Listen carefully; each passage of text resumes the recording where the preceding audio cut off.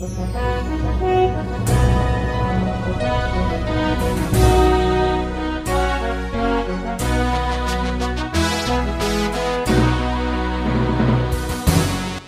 bagi saudara sekalian, marilah kita siapkan hati dan pikiran kita untuk mendengarkan firman Tuhan. Kita berdoa. Damai sejahtera Allah yang melampaui segala akal, itulah yang memelihara hati dan pikiranmu di dalam Kristus Yesus Tuhan kita. Amin. Jemaat yang terkasih, firman Tuhan yang menjadi nas khotbah dalam ibadah Minggu Estomihi tanggal 2 Maret tahun 2025 tertulis dalam kitab Keluaran pasal 34 ayat 29 hingga ayat 35. Beginilah firman Tuhan. Ketika Musa turun dari gunung Sinai, kedua loh hukum Allah ada di tangan Musa ketika ia turun dari gunung itu. Tidaklah ia tahu bahwa kulit mukanya bercahaya oleh karena ia telah berbicara dengan Tuhan. Ketika Harun dan segala orang Israel melihat Musa, tampak kulit mukanya bercahaya, maka takutlah mereka mendekati dia. Tetapi Musa memanggil mereka, maka Harun dan segala pemimpin jemaah itu berbalik kepadanya, dan Musa berbicara kepada mereka. Sesudah itu mendekatlah segala orang Israel, lalu disampaikannya kepada mereka segala perintah yang diucapkan Tuhan kepadanya di atas gunung Sinai. Setelah Musa selesai berbicara dengan mereka, diselubunginya mukanya. Tetapi apabila Musa masuk menghadap Tuhan untuk berbicara dengan dia, ditanggalkannya selubung itu sampai ia keluar. Dan apabila keluar, dikatakannya kepada orang Israel apa yang diperintahkan kepadanya. Apabila orang Israel melihat muka Musa, bahwa kulit muka Musa bercahaya, maka Musa menyelubungi mukanya kembali sampai ia masuk menghadap untuk berbicara dengan Tuhan. Demikian pembacaan firman Tuhan. Saudara terkasih dalam nama Tuhan Yesus, saat ini kita tiba di Minggu Estomihi, yang artinya jadilah bagiku gunung batu tempat perlindungan. Di Minggu Estomihi ini kita dituntun untuk semakin percaya dan berpengharapan hanya kepada Tuhan saja, di mana Tuhan akan tetap kita yakini sebagai gunung batu tempat perlindungan kita. Tentunya lewat segala anugerah, kebaikan, kemurahan, dan kasih setia Tuhan, sang gunung batu perlindungan kita, maka ada hal yang patut kita lakukan, yaitu menjadi saksi atas segala karya dan kuasa-Nya. Hal itu jugalah yang hendak kita renungkan lewat topik dalam minggu ini, menyatakan cahaya kemuliaan Tuhan. Jemaat yang terkasih, adapun firman Tuhan saat ini merupakan kisah Musa yang naik ke gunung Sinai untuk menerima kembali kedua loh batu yang berisi 10 hukum Taurat. Adapun loh batu yang pertama telah dipecahkan Musa akibat dosa bangsa Israel yang menyembah patung anak lembu emas. Dapat kita baca dalam Keluaran pasal 31. Atas kehendak Tuhan, Musa diperintahkannya agar naik kembali ke gunung Sinai dengan membawa kedua loh batu yang baru, di mana Tuhan akan kembali memberikan hukumnya di sana. Tentunya di sini kita melihat bagaimana cinta kasih Allah akan umat-Nya yang tak berkesudahan. Tuhan Allah yang begitu panjang sabar dengan segala ketegaran hati umat tersebut. Artinya, pemberian hukum Taurat adalah wujud cinta kasih Allah yang menghendaki agar umat Israel dituntun berjalan dalam kebenaran. Musa sebagai hamba Allah yang sejati juga menunjukkan kesungguhannya dalam menggembalakan umat pilihan Allah itu. Sekalipun mendaki gunung Sinai bukan perkara yang mudah, namun Musa tetap berangkat ke sana. Bahkan selama 40 hari 40 malam, ia berpuasa menantikan hukum Tuhan itu dituliskan oleh Allah. Itu semua ia lakukan karena Musa begitu mengasihi Tuhan dan juga begitu mengasihi umat Israel, agar bangsa Israel dituntun melalui firman Allah. Musa begitu merasakan kerinduan yang sungguh amat dalam ketika ia secara langsung melihat dan merasakan hadirat Allah. Ia melihat langsung cahaya kemuliaan Allah yang tak dapat dibandingkan dengan cahaya apapun juga di alam semesta ini. Sungguh benar bahwa Musa diperkenankan Allah untuk melihat cahaya kemuliaan Allah. Tentunya Musa pasti sangat bahagia karena dia adalah seorang yang paling beruntung yang dipilih oleh Allah, bukan hanya saja menuntun bangsa Israel keluar dari Mesir, namun ia juga Tuhan pilih untuk melihat keagungan Tuhan yang memberikan firman-Nya dalam kedua loh batu itu. Saudara terkasih, hal ini jugalah yang kita lihat dalam nas khotbah ini. Bagaimanakah dampak perjumpaan Musa dengan Allah? Yang pertama, perjumpaan dengan Tuhan mengubahkan segalanya. Dalam ayat 29 dikatakan bahwa ketika Musa turun dari gunung Sinai, ia tidak mengetahui bahwa kulit mukanya bercahaya. Dalam terjemahan baru 2 dikatakan wajahnya bercahaya. Musa tidak mengetahui hal itu. Namun ketika Harun dan orang Israel melihatnya, mereka pun menjadi takut. Jemaat Tuhan, perjumpaan Musa dengan Tuhan telah mengubahkan penampilan wajah Musa dari wajah yang biasa-biasa saja, yang sebelumnya tidak bercahaya, kini menjadi wajah yang bercahaya. Di sini kita perlu maknai bahwa perjumpaan dengan Tuhan pasti memberikan dampak yang luar biasa. Jika Musa mengalami suatu transformasi di saat ia berjumpa dengan Tuhan, maka hal yang sama tentunya juga dapat kita alami dalam perjumpaan kita dengan Tuhan. Lalu, yang menjadi pertanyaan adalah, bagaimanakah dengan keberadaan kita saat ini?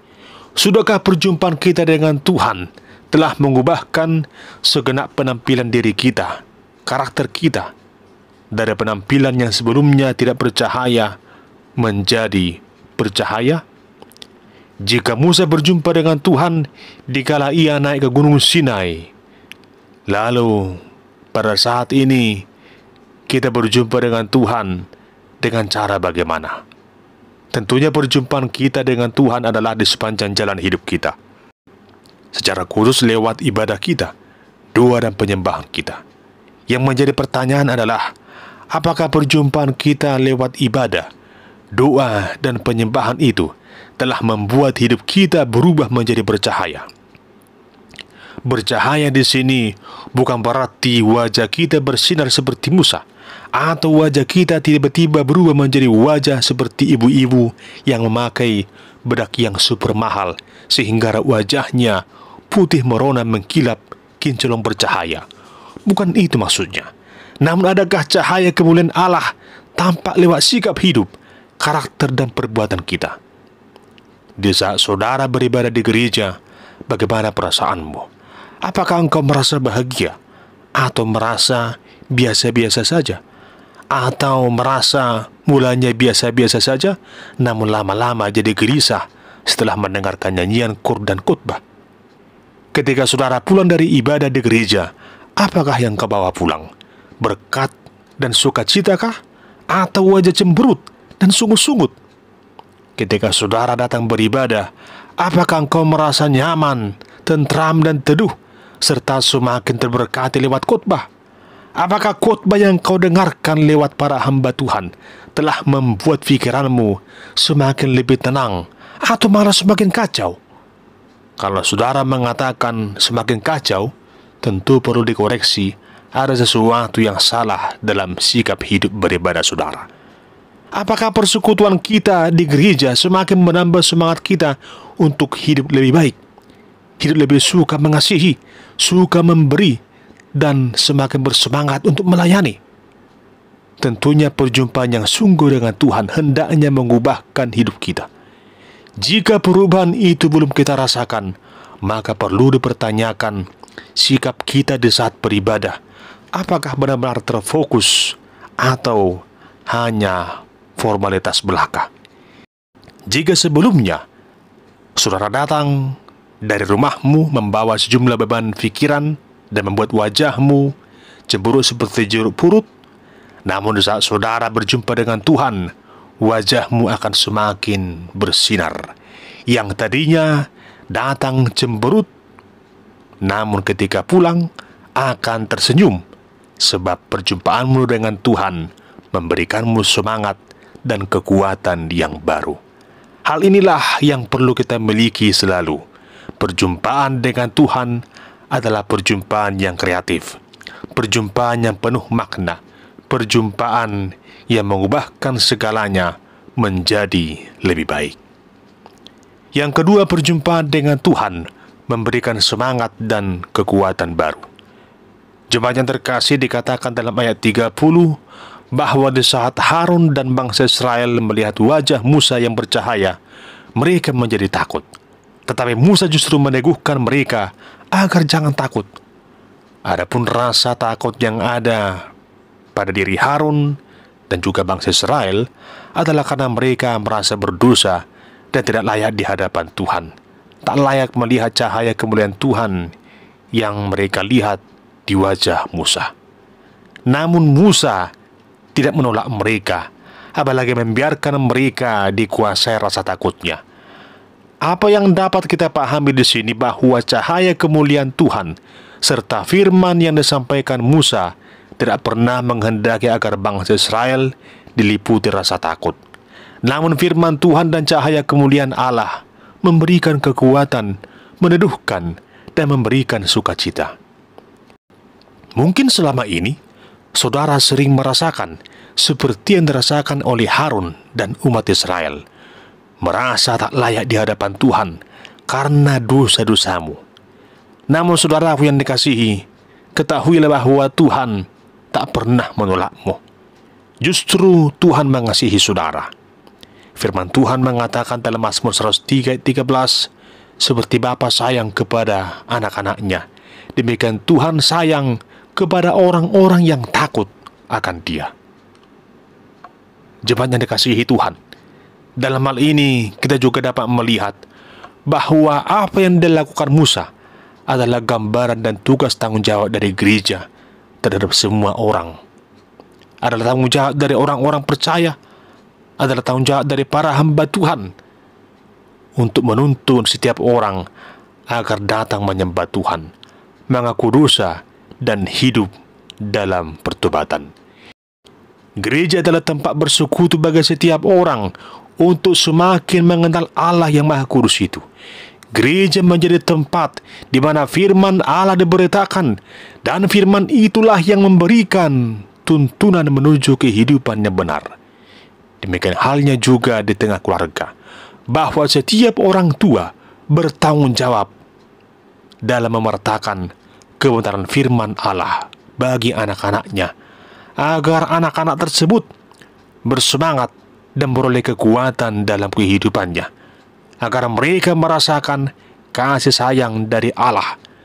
Mereka merasakan kasih sayang dan perhatian dari orang tuanya. Saudara yang dikasihi Tuhan, apa yang diperbuat Musa hendak menyatakan bahwa Tuhan Allah menghendaki agar setiap orang hidup dalam sukacita, mau menerima firman Allah dengan tulus hati. Mari, jemaat yang terkasih, jangan pernah menjauh dari persekutuan di gereja. Sebagaimana firman Tuhan katakan dalam Yakobus 4 ayat 8, mendekatlah kepada Allah dan Ia akan mendekat kepadamu. Engkau sungguh sangat berharga di hadapan Tuhan. Mari datang kepadanya, dengarkanlah firman Tuhan, bersekutulah di gereja, terimalah kekuatan dan semangat hidup yang baru di saat engkau berjumpa dengan Tuhan, di saat engkau mendengarkan firman Tuhan. Saudara yang terkasih, berulang kali Musa berjumpa dengan Tuhan, maka wajahnya pun selalu dilingkupi cahaya kemuliaan Allah, dan hal itu juga disaksikan oleh bangsa Israel. Memang pada saat itu, cahaya itu tidak selamanya melekat di wajah Musa. Itu sebabnya ia menyelubungi wajahnya sampai ia kembali berjumpa dengan Tuhan, agar bangsa Israel tidak melihat cahaya yang sudah redup itu.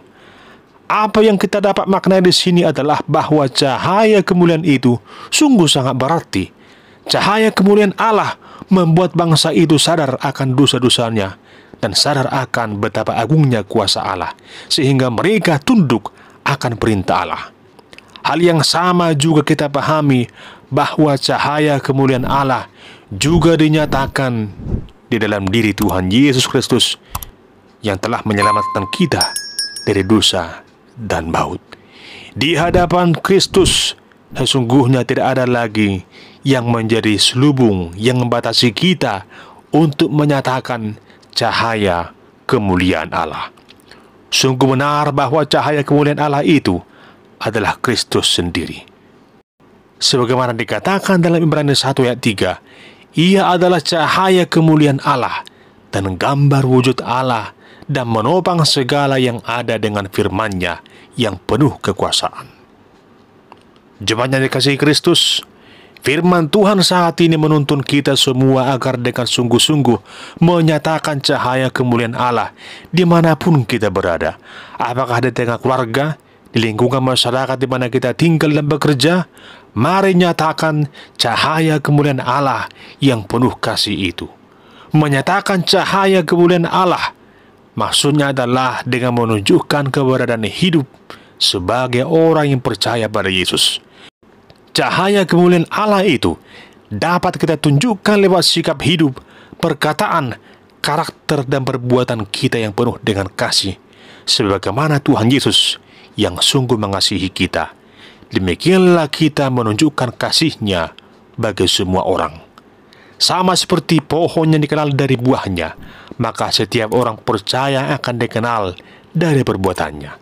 Jika perbuatan kita itu adalah perbuatan yang benar, perbuatan yang penuh dengan kasih, maka di sanalah orang lain akan melihat cahaya kemuliaan Allah dinyatakan. Mari saudara yang terkasih, nyatakanlah cahaya kemuliaan Allah lewat dampak perjumpaanmu dengan Tuhan, lewat ibadah dan doamu, lewat setiap tindakan kasih dan perbuatanmu. Mari tunjukkan kepada dunia ini bahwa cahaya kemuliaan Allah senantiasa menyinari kehidupan setiap orang yang percaya kepadanya. Tidak ada yang tersembunyi yang menyelubungi wajah kita lagi, sebab di hadapan Allah kita telah beroleh perkenanannya. Dengan demikian, setiap orang yang telah mengalami perjumpaan dengan Tuhan Allah akan senantiasa memiliki iman yang teguh, menjadi orang Kristen yang berestomihi, yang selalu meyakini Tuhan adalah gunung batu tempat perlindungannya. Oleh karena itu, saudara yang terkasih dalam Kristus Yesus, jadilah pribadi yang selalu menyatakan cahaya kemuliaan Allah. Amin. Kita berdoa. Ya Tuhan Allah, kami sungguh bersyukur oleh karena kesempatan yang Kau berikan bagi kami, di mana Engkau berkenan atas kami untuk menyatakan cahaya kemuliaan-Mu di tengah dunia ini. Tuntunlah kami ya Tuhan Allah, dalam Roh-Mu yang kudus, agar kami dikuatkan dan dimampukan untuk melakukan panggilan-Mu bagi kami, agar kami dapat menyatakan cahaya kemuliaan Allah di tengah dunia ini. Dalam Kristus Yesus kami berdoa dan mengucap syukur kepadamu. Amin.